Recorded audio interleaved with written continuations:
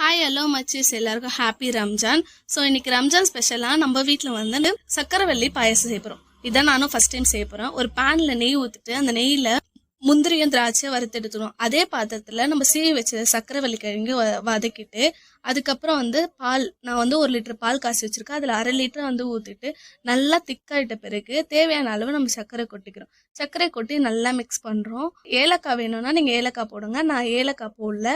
So அதுக்கப்புறம் வந்து நம்ம என்ன பண்ண போகிறோம்னா, நல்லா திக்காயிட்ட பிறகு மீதி இருக்க பாலை வந்து மீதி அரை லிட்டர் பால் இருக்கும்ல, அந்த பாலையும் நம்ம ஊற்றிக்கிறோம். ஊற்றிட்டு நல்லா வேக வைக்கணும். ஸோ இந்த கிழங்கு வந்து வேகிறதுக்கு ஒரு 15 மினிட்ஸ் ஆகும். இது குக் ஆகிட்ட பிறகு வறுத்து வச்சிருந்த முந்திரியும் திராட்சையும் நம்ம போட்டு சர்வ் பண்ணி பார்த்தா ரொம்ப டேஸ்டாக இருந்துச்சு. ஸோ இன்னைக்கு ரம்ஜான் ஸ்பெஷல்னால எங்கள் வீட்டில் சிக்கன் கிரேவி, அதுக்கப்புறம் புடலங்காய் கூட்டு, வத்தல். நான் வந்து புடலங்காய் கூட்டு சாப்பிட்டேன்.